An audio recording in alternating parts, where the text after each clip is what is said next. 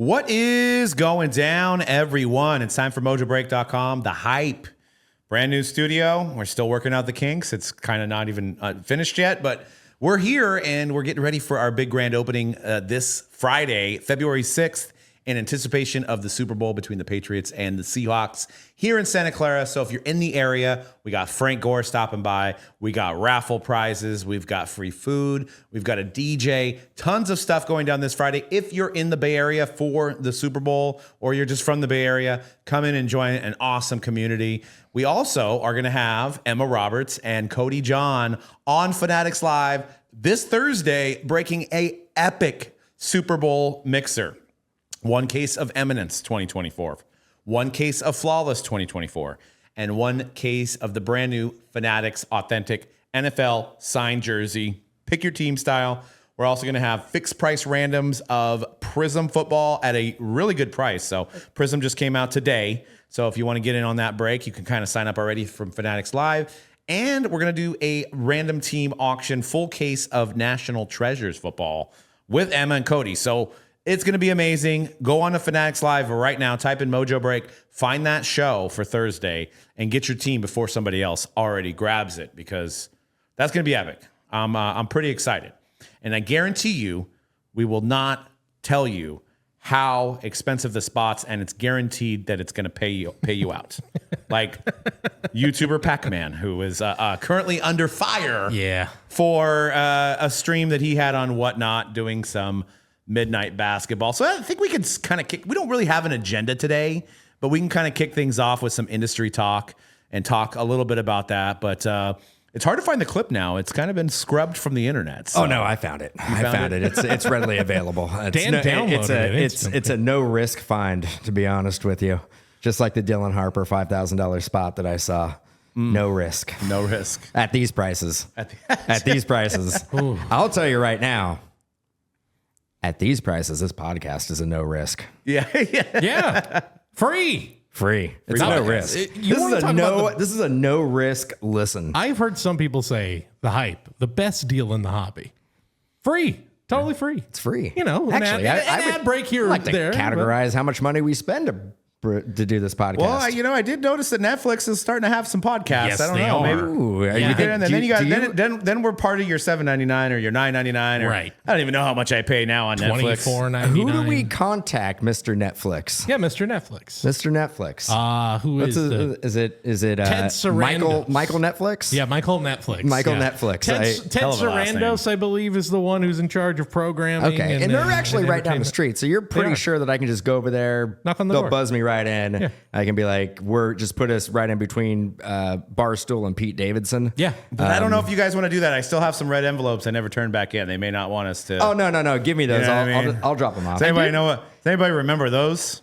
I'll drop them off. Of course. I did hear some controversy with that Pete Davidson one, where they're like, the Pete Davidson podcast that doesn't actually have like any RSS feed or audio. Like it just kind of popped out of nowhere, this Pete Davidson podcast.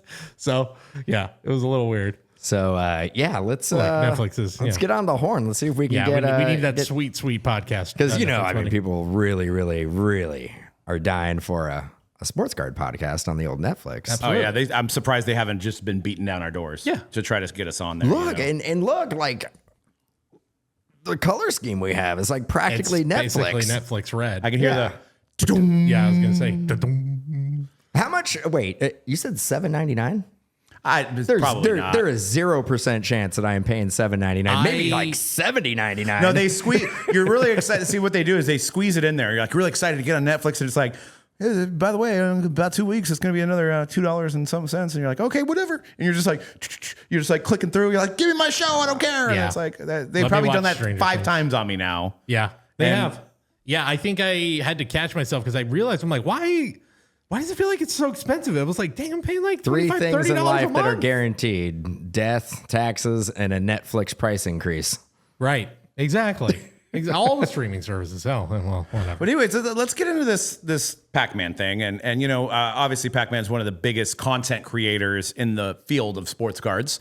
It started his YouTube channel. It's probably been like 10 years now. He's been, really growing that thing. You see videos, they have like 40,000 views, 50, which is a lot in the sports card industry. And I'm sure you guys that are listening know who he is. So he's done a great job as far as getting his name out there.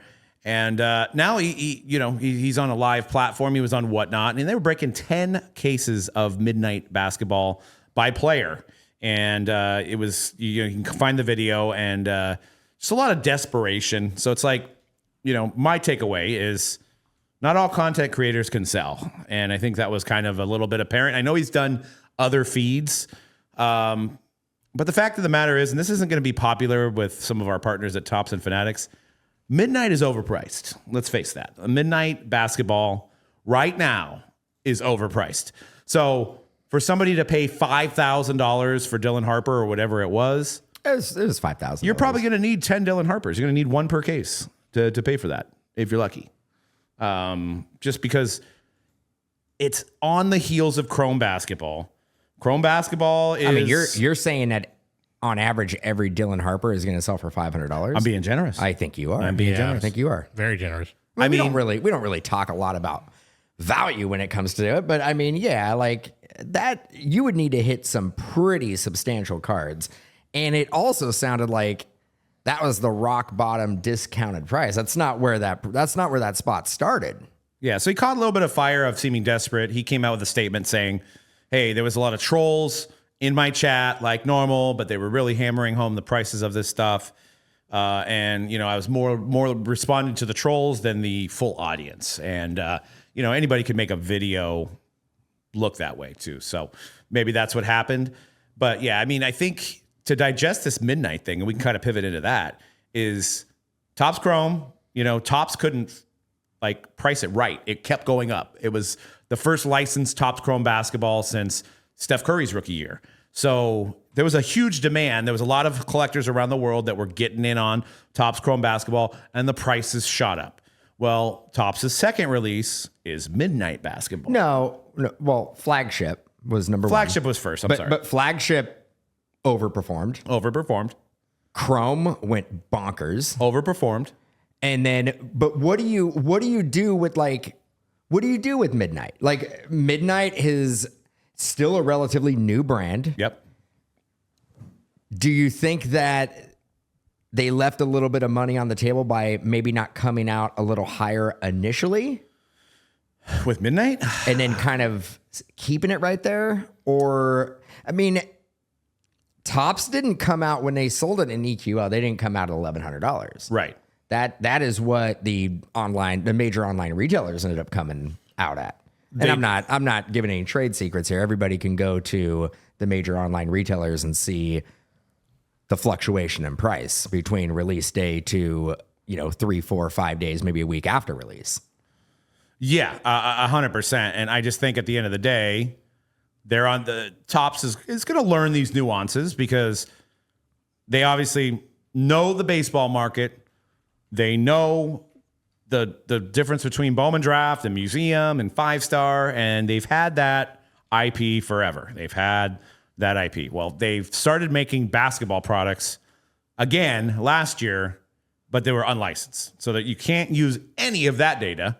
We had Wemby, but it was unlicensed. If you look at those singles, they don't sell for a lot.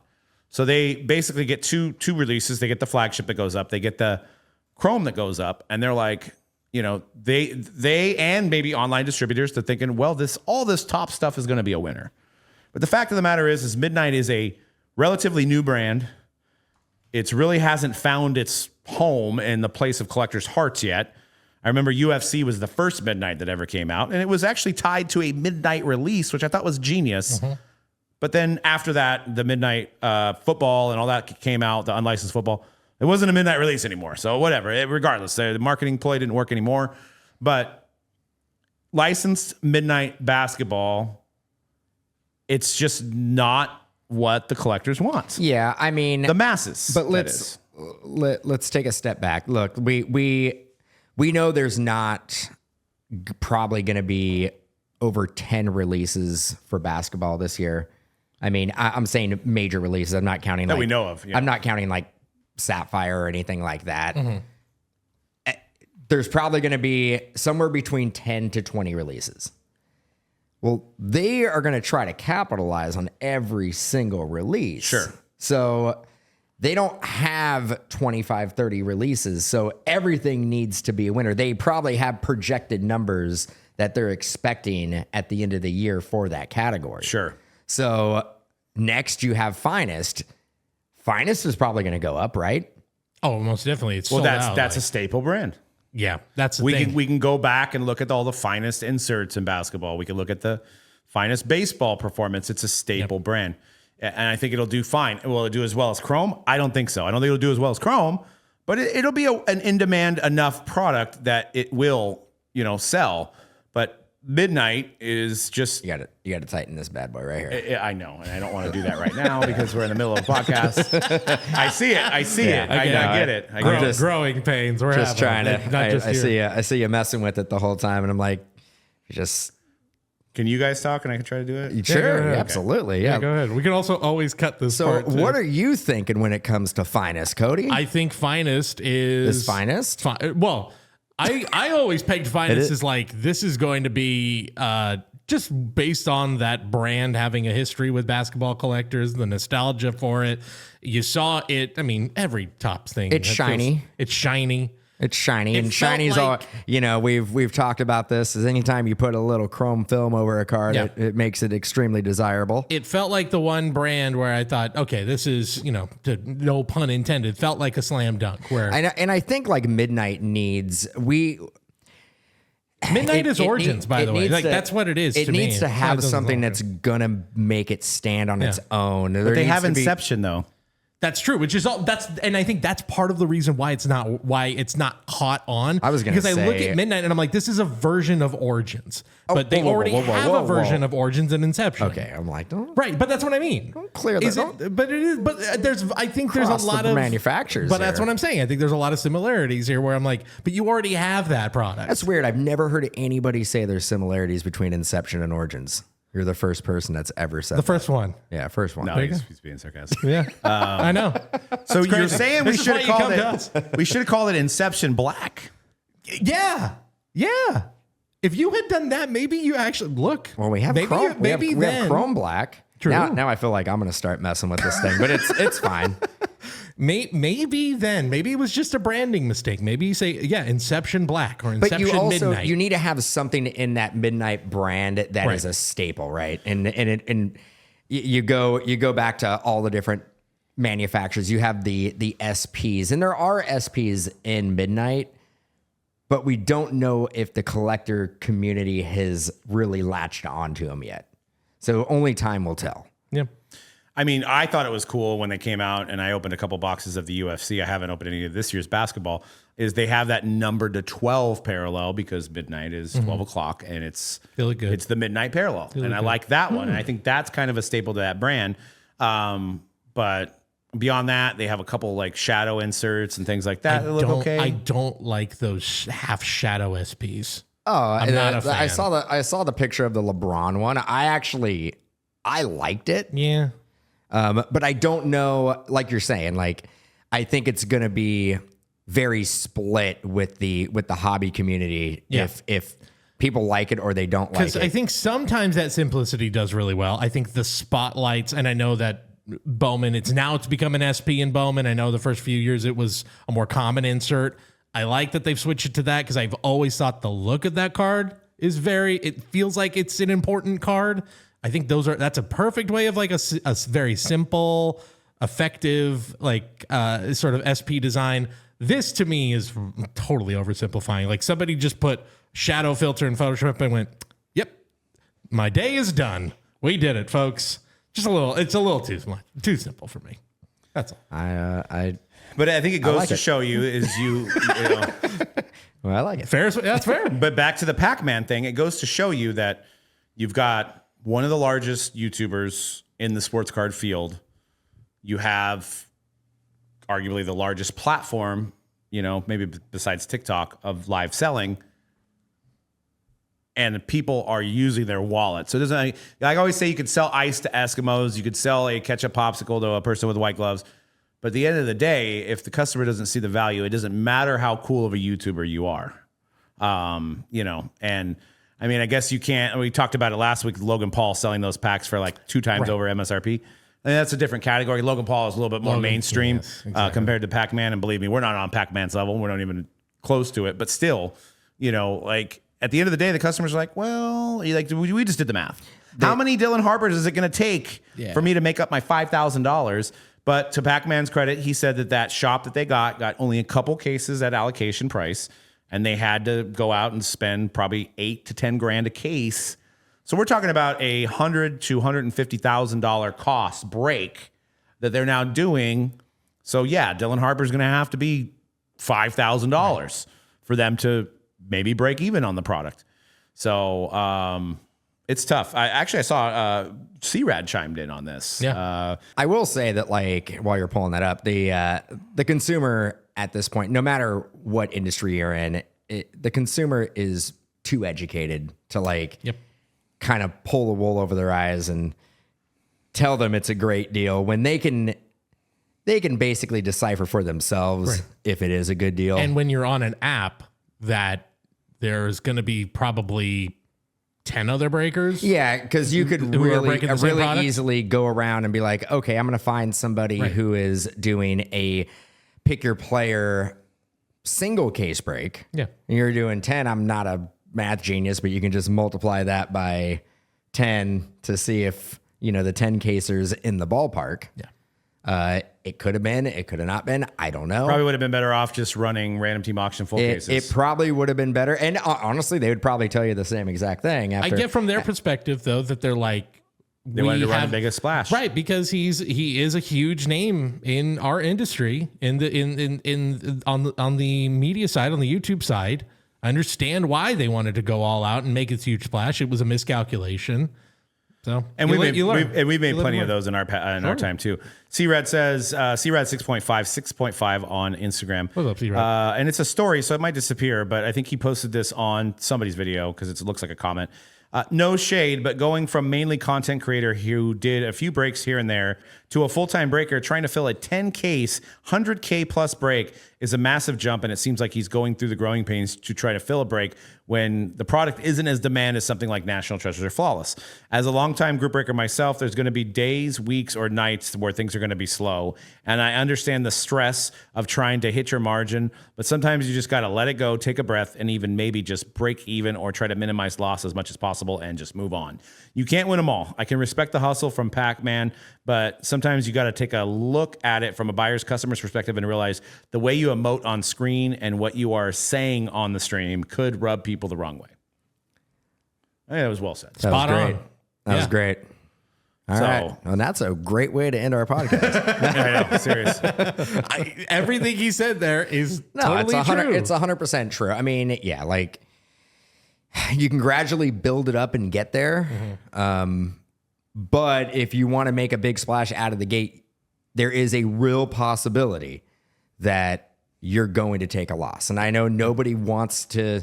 What are the kids? It's take the L. Take the L. Take the L. You don't want to, but sometimes, unfortunately, in any business, sometimes you got to take the L. You ramp it up. You don't put all your eggs in one basket with this. Again, it just feels like a miscalculation.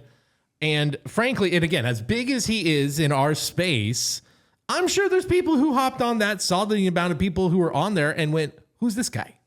You know, and that's not us throwing shade at him. Like, look, I could walk the street and be like, I don't know who this guy is, and we're on the podcast, whatever. Like, you also build a brand where you're just doing like breaks and then giving the cards away, and then all of a sudden you're like, how about $150,000 break? Yes, exactly. Like, I think it's baby steps to get up to that point. Mm-hmm.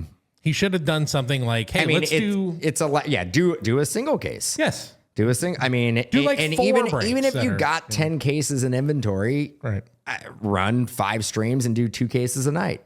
Looks like there was Michael 2006 Upper Deck released some buyback Michael Jordan autos numbered to 23.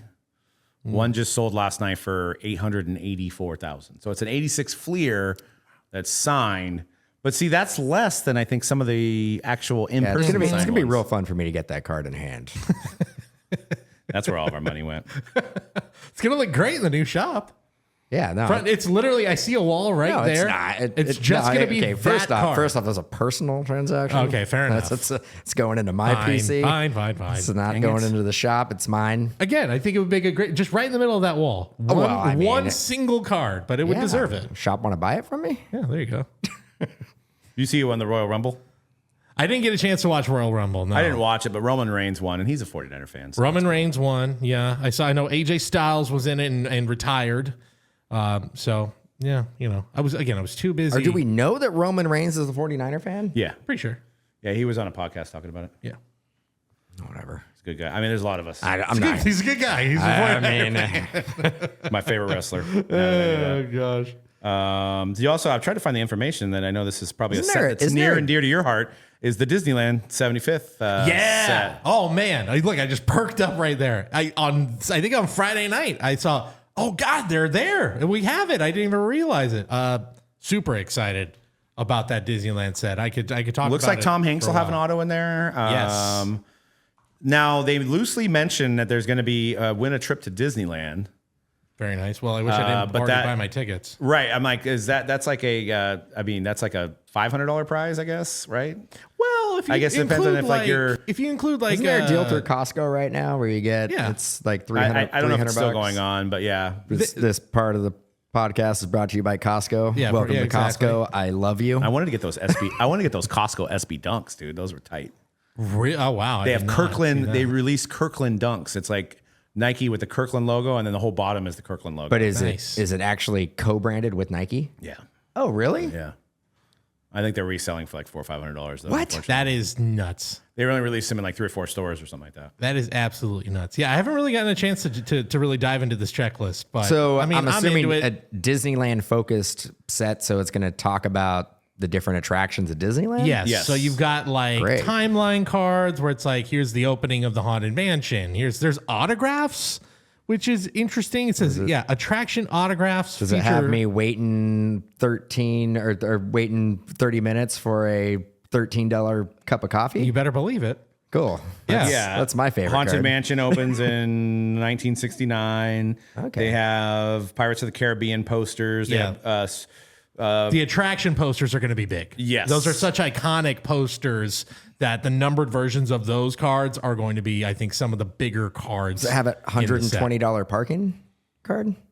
Yeah. Okay, good. $120 parking card. Okay, I just want to make sure they're covering everything about The Disneyland. entire It's not Disneyland experience. It's not. 100%. Yeah, But I would assume The it sound says, of crying children the moment you open the box. 100%. it just goes. You got to go with it. You're in the happiest place on earth. Can we so talk about excited. the chaos and you guys probably understand this? Yeah. The stroller parking. Stroller parking The is a absolute nightmare. chaos of stroller parking. They should have a card of just the sea of strollers. Well, have you guys? I mean, They should have my a kids car. are out of strollers now, so Yeah. you guys, ha ha. Oh yeah.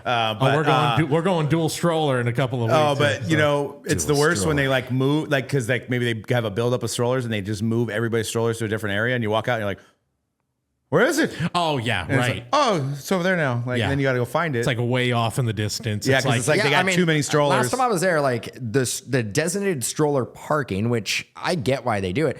It got to the point where like you were like you're trapped in there. Yeah. Like you couldn't get out. You got to, move other people's strollers to get out. Like, Can't wait. I'm going. I can't wait to go. I love it. It Can't goes, wait for it goes the along set. with it. Can't wait The to only go. thing that really bothers me is the sore feet. That's it. You know what I mean? the walking is my favorite part. I mean, you get your steps in. It's my favorite part. You definitely get I your just, steps in. yeah. I think we had like 18,000 steps one day. Oh yeah, that's fun. That's light work. That's the good stuff. This is the walking. Everything else. Yeah. But on Topps.com, commemorate 70 years of the happiest place on earth with 2025 Topps Disneyland 70th anniversary, a trading card product celebrating Disneyland's rich history of attractions, characters, cast members, and more. Chase autographs, sketches, relics, and even a grand prize trip to Disneyland. So my thing is, if it's a grand prize trip, it should probably include like behind the scenes. Yeah. Like you probably the get like whole- hotel, VIP, all that stuff. Yeah. So that would make it worth it. Like get to stay at the the Grand Californian. Oh, yeah. Yeah. the good stuff. That you know what? That Dan, see now, Dan, this would be your speed. After a day, just go into the lobby and just hang out. There's a nice fireplace. There's a little, like, it's like you're in like a, there a bar?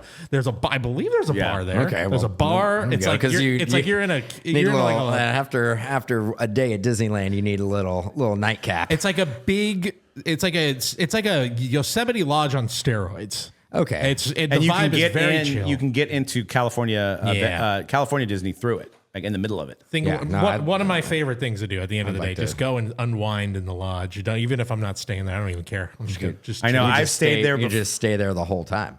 You could just stay in the lodge, just never leave. Never leave. Yeah, it's funny because I just I mean, like, I just can't justify paying the price. Like, regardless, and every once, I'm not like super wealthy, but I could like afford it. But like, it just seems like, why would I pay $900 a night? Yeah, when I could pay $150 and just walk a little farther, right? Because it's like you're not in the room that much. You do it once as a treat. Is it $900 a night? That's on like non-peak times.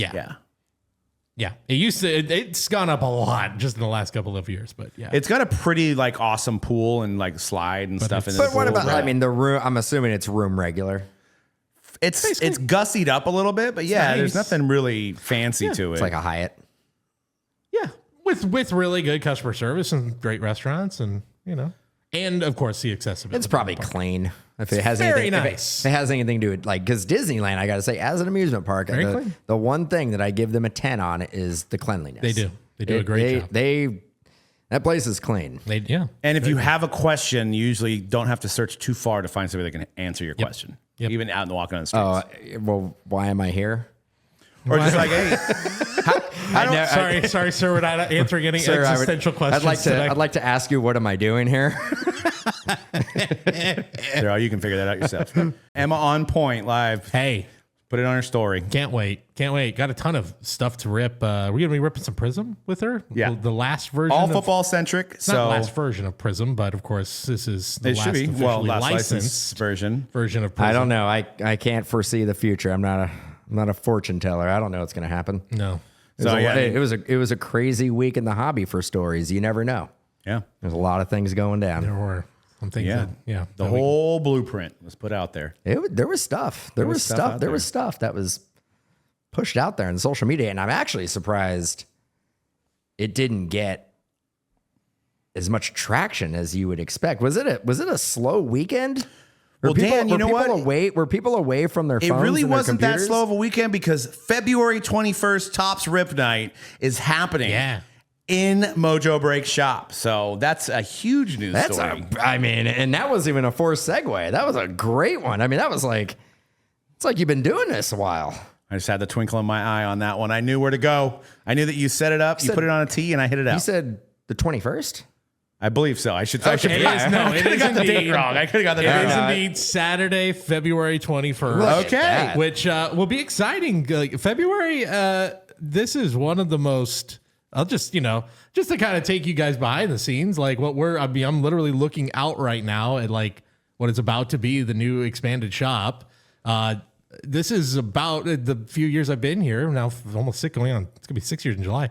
This is one of the most exciting months I think we've had here. Yeah, this is incredible. You call it exciting. I call it stressful. Well, sure, stress, of course, it comes with that as well.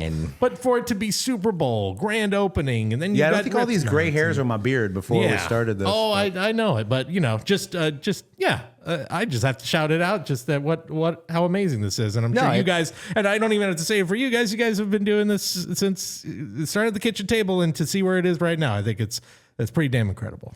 Yeah, I mean, and like I said, in 6 months, but it's fine. And another addition I haven't even brought up, and I'm glad you kind of segued into that, is PSA is going to be in the shop full time doing submissions, walk-ins, so you guys can drop off your cards, and we will be integrating that into breaks very soon. Not at the moment, but we got to get our feet wet here with the in-store submissions. But I really wanted to say that because I wanted to give a shout out to like the community. Like we wouldn't be able to have PSA in here if it wasn't for the Bay Area community that has supported these events that we've had with them in the past. And they're like, holy crap, there's a lot of people that need to submit cards in the Bay Area and we don't have a spot to do it. And you guys are already doing it. You guys are expanding. Can we be in the shop with you guys? And that's a whole other element to it. I mean, we also are going to be the ones that are the first quantity breakers that are kind of having it in the shop. So, you could be in the shop ripping a box, take it over to PSA. You could get into a break, grab a card from the break, take it to PSA. Did you say quality breaker? No, quantity. Oh, I know. Quantity breaker. I wanted to say quality. Because I know Jeff Wilson has it and he does breaks, but I don't know if does as many breaks as we do. I mean, we could compare swords, but I think we do more breaks than I'll him. throw it out there. We talked about Disneyland on this podcast. We're building the Disneyland of sports cards and breaks. Trying to. That's what's happening here. We don't have any rides though. We don't have any rides, but we got all the other stuff. And we'll always have free food and tacos at parties. So there's that too. There'll be food here as well. So and we're actually, the tacos have always been a hit. If you've been to any of our in-store events, tacos are. We're switching it up this time. We're gonna go food truck. That's what I heard. We're gonna go food truck. It's exciting. Something different. It's gonna be dope. Yeah. I'm excited. great. Yeah, and if you come in our new shop, you can also watch the breakers live. In person too. They'll be on display in the shop for you guys to see as well, which will be nice to at least kind of wave to your favorite breaker and see them that they're real. They're not AI generated. They're not. No, we don't have AI generated breakers. Not yet. So yeah, it's an exciting time in the hobby, and I hope everybody loves it. It's been definitely a passion project here, and couldn't do it without great people like Cody and everybody else here. Cody's on the podcast. There's a lot of other people I could name too, but you're right here. So I saw Cody up on some ladders. I was on some ladders. He was getting bad in the old development. I did get on a ladder, so let it be known. Yeah, Cody was on a ladder. When they etch my name into the people who made this building. Sounds like a band name. Cody on a ladder. Cody on a ladder. It's our emo project that we're building. That's what it'll say on my gravestone. He stood on that ladder. Did a good job. Cody on a ladder. Speaking of emo and punk, we need to find out when Green Day is going to actually perform at the Super Bowl. That's right. When? Just how, down the street. Where do I watch it at? I think it's part of that whole. We should have them in shop. That'd be rad. Just a little acoustic. I think we still have some Green Day product too. So we do. Hey, we could tell. Hey, you want to rip the rest of it? I think it's going to be part of that whole. When they're always like the Super Bowl starts at 3, but it starts at 3:30. It's part of that whole half hour. So they're going to be. Do you think it's going to be in the stadium? On the field? I think so. On the field. I think so. I saw La Russell is doing the pregame tailgate concert with. So he's going to be outside. So he'll be outside. Who? La Russell? What? La Russell, who has become very quickly. Say that again and slow it down a little bit. You're saying Lil Russell? La Russell. La Russell. La Russell. Not Lil Russell. He just did the theme song for the Giants season last year. Yes. Don't Stop Believing? No. Nothing like it. Nothing like it. The Giants baseball Giants? Correct. Yeah. Okay. Yeah. He has very quickly. Where is he playing? He is doing the tailgate party before the game. What is he? Is he hip hop? Yes. He's a big Bay Area rapper who is like a new generation. La Russell. New generation La E40, Russell. basically. Yes. La Who also has really I think Shabuzi's playing. I don't know when, but he's also become he's big on he goes everywhere and anywhere and wants to go play everywhere in the Bay Area, but now he's like, I don't want to say mascot. That's not the way to put it, but truly the guy just loves every inch of the Bay Area. He's become I would say 5 years ago, it was G-Eazy's the next guy. He is but G-Eazy kind of went more mainstream and kind of I don't want to say forgot the Bay, but he didn't really hold on to the Bay Area rap flavor, and La Russell, and dude, the guy's actually a genius. He actually he sells lifetime memberships to all of his concerts. And he started it when he was working out of his garage, $50. He releases now it's thousands of dollars, but it's lifetime membership. So he's people that got in with me early, they paid lower price. Now that I'm filling up more arenas and not arenas, but it's actually it's smart. Yeah, it's smart. He releases 12 albums a year. He's insanely prolific. Come again. Work. I swear to God, he releases 150 songs a year. You say 12 albums a year? That's not an exaggeration.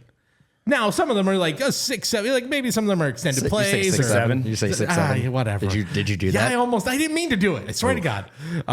But yeah, he's Bunch released of like old 100 heads in songs here a year. trying to do the 6, 7. That's great. Yeah, I know. Anyway, And he become does an like incredible kind of like, spokesperson for the Bay Area. he puts out a lot of music videos and they look great, but they're more like, he just like went to an ice cream shop and filmed a video. Yeah. He goes to the community or like, oh, hey, I want to go. Like he goes to a high school where like he gets like the marching band to do it with him, or like he gets like the cheerleaders, or you know what? Like he does that. 12 albums a year? It's pretty wild. Look, what we're trying to say is we're fans. Yeah. I like LaRosa. I like him too. And he's going to be at the Super Bowl.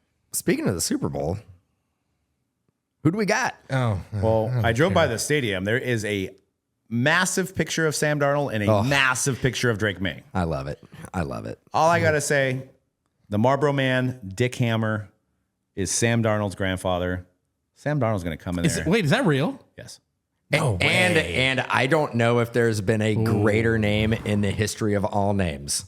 Richard Hammer. Dick Richard Hammer, The Marlboro. the original Marlboro Man. Wow. I didn't. This is. Yeah, I new don't knowledge. I don't know if it's the original. And think about it. Think about it. This is the prophecy for you guys with tinfoil hats on. If you go back to Candlestick, what do you see? You see the Marlboro logo when the Niners are playing. So what does that mean? That means Sam Darnold's coming to Santa Clara, San Francisco, and he's going to win that. He's going to win that trophy. Boy. And what are we? It's 4.5 right now. It was 5. I think it went to 4.5. That just shifted everything Could be for 5. me. I don't. Yeah, once I heard Dick Hammer, I'm like, it's done. That's, yeah. It's done. I'm sorry. There's just the vibes, the particles, whatever. It's all on their side now. Yeah, I got. They got the Marlboro Man looking down on them. I got the Seahawks. I want to see a really close game. I want to see a good, entertaining. Last Super Bowl was not a fun watch. No. It was pretty much over at halftime. Yeah. I want to see a good game. But at least last year, just to harken back to what you just said, at least at halftime, we're like, well, Patrick Mahomes, will figure it out. Yeah, Mahomes. He never figure did, it but out. like we thought he was. But now we know, it didn't happen. So the Super Bowl before that, very entertaining. Very entertaining. I mean, when it goes to overtime, it's fun, especially if your team's not in it. One person's entertaining would be another person's just please. But you got to look back on it now. You can be like, yeah, that was a good, fun, entertaining Super Bowl. Maybe it didn't turn out the way you wanted. Dude, you know what it to. I looked up, and this is just total random because we were talking about it. If a Super Bowl or if a playoff game has went into a double overtime, there actually was one, and I don't know if you remember this. It was 2003, the Rams against the Panthers. It was Jake Delhomme against Mark Bolger. Playoff game. Yes. They went in a second overtime because they said, I think it was Martz was the coach at the time. And I was reading about it, and I was like, they criticized Martz for basically had like a minute and a half to win the game, but he kind of just sat on the ball, kicked the field goal to go over overtime. And no team scored in the first period. And then I think it was a walk-off Panther touchdown to win the game in the second overtime. And that was the last time that the Rams had made the playoffs until 2017. Yes. Wow. Yeah, so they went 14 years after that without... and those are some great years. Daylight come and they got to Delhomme. Yeah, and I mean, and we were, if I'm not mistaken, I think Panthers might have been a wild card team. And the Panthers went to the Super Bowl, I think lost to the Patriots, Panthers, right? that was in a great Super Bowl that nobody cared about because of the halftime show. Was that That's the Janet Jackson, Justin Timberlake. And was that the Vinatieri field goal to win the game? Vinatieri won the game. They won... No, that was their second Super Bowl. But their second in 3 years. And it started their back-to-back run, I believe. Because the Panthers have been to 2 Super Bowls. Yes. That one, and then the one the last one in Santa Clara. Who do you think's going to get MVP? You're Sam Darnold. The favorite is Sam Darnold, which is wild, but yeah, I mean, I think it's going to be a defensive player. We're not even. That's not even on our radar. You're hearing it right now. Mm-hmm. Rashid Shaheed. There you go. He's going to have to make a lot of he's going to have to be on the field a lot. I think he runs back a kick, and you guys know what that feels like. And I also think that he is going to get a receiving touchdown. I think he's going to get 2 touchdowns. That would do it. And I think he is going to win Super Bowl MVP. That would do it, which would be pretty cool. And he is a free agent. So he is going to absolutely get the bag. I know he's a receiver, but that would be the last time you would have a guy to be Super Bowl MVP that was a special teams guy. But he does both. Well, yeah. Desmond Howard. I was going to say Desmond it would have been Howard. Desmond Howard. Desmond Howard. It's been a long time. That would be cool. It's happened so infrequently that I know the name, right? Because it hasn't happened. I mean, there's a dark horse. There's a guy that he's already won Super Bowl MVP that's out there. You think Cooper Kupp? Cooper Kupp would have to get 2 touchdowns and 100 yards. The best game of his career. That would be. The season. I don't know. But you want to talk about a guy that's been there before. It's not a big stage for him anymore. He's been there. He's done it. That's true. But yeah, I'm excited for the Super Bowl. We're still waiting to get tickets, so we will be in attendance at some place. We have the luxury of being able to kind of walk there, kind of. Well, at this point, we might have to drive because they've closed down all the streets to get us there. That's right. But we will be in attendance, me and Dan and our wives. And if you're there, say hi. It's too bad. Yeah. It's too bad there's like not a bunch of Lime scooters. You just jump on a Lime scooter. Oh man, those were the days. What do you mean? They still exist? Still out there? Yeah, they're still out there. I mean, for those certain cities don't have it. Santa Clara doesn't have Lime, but downtown San Jose they were. Oh, that was. But I get it. I don't know if they're still down there, but yeah, I get it. I mean, if you're where I live, for those, I could walk to the stadium and I walk up like a little dirt path and I'm on the main street to get to the stadium, and then there's an entrance. And I'm pretty sure that entrance and where I come from is not going to be an entrance. No, it's only going to be one entrance in. Yeah. Oh, that makes yeah. So they're going. So if I think that, and this is again like details for a podcast, and people are like, I don't really understand. I mean, if they're still listening this long, they probably really do care about us. I think they're going to. They want to know a little bit about our personal I think they're going to lives. bring everybody in through the main Great America entrance. Probably. Like, you know where the Great America sign is? You come in and I think that's where they're going to pipe everybody in. You have to go on the Demon once if you want to get into the Super Bowl. I mean, flight deck would be the way to do it. You have to hop on flight deck. And if you survive Drop Zone or whatever it's called now. There you go. Is it Drop Zone still? I think it's like because it used to be the Edge. Stunt Tower, I believe. Yeah, and I'll preface that, hey, I love my area. I grew up in Santa Clara. I went to Santa Clara High. But I know there'll be a lot of people that make the trip here for the first time, and they'll be like, cool, we'll go to the stadium and we'll go to the bar like right across. Nope, there's nothing there. Yeah. There's nothing besides my house. There's nothing there. Okay. So I got it. So say if you're coming from out of town, out of state, you're coming to the Super Bowl. Mm-hmm. You're coming to Santa Clara. Well, first of all, where are you going to tell people to go? Where are besides Mojobreak, our new shop? Where are the places that you need to see in Santa Clara or try? Stan's Donuts. Yeah, that's what actually was in a text today about somebody's got to bring Stan's. It's just, I mean, the development will happen at some point, but yeah, that's why everybody, like, I think Dave Portnoy was on there going, which pizza place in San Francisco should I review, you know? So you got the whole Bay Area, really. So I mean, you're in San Francisco, but then people are going to realize, I still got to travel 40 minutes to get to the game, right? So if they decide to stay, like get here early and they stay in San Francisco, they're gonna be like, this is cool. This is a nice scene. Well, the good thing is that if they're in San Francisco, it is a straight shot on one freeway. True. Yeah. But I hear a lot of people I've been seeing people rank stadiums for Super Bowl, and a lot of them said like Jerry World number 1, and Levi number 2.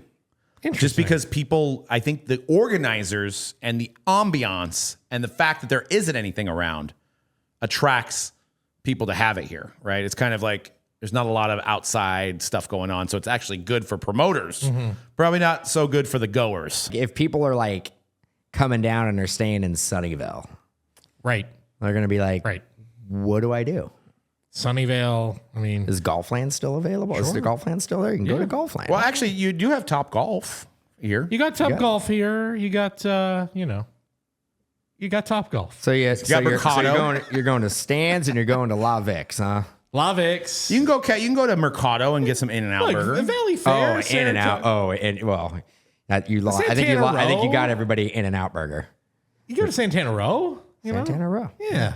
That's nice. Go to the Yard House. Sure.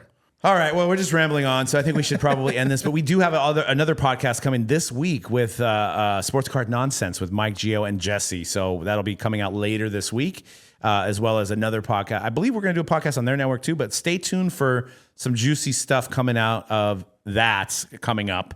And we're excited to have him here. And we're going to kind of clean up the studio by the time they get here. And we'll see you guys back for that. But be sure to check out the Fanatics live stream with Emma Roberts and Cody John this Thursday, the 5th. And check out these massive Super Bowl football breaks that we got planned. And we'll see you in the feed, and we'll see you on the next podcast. Peace.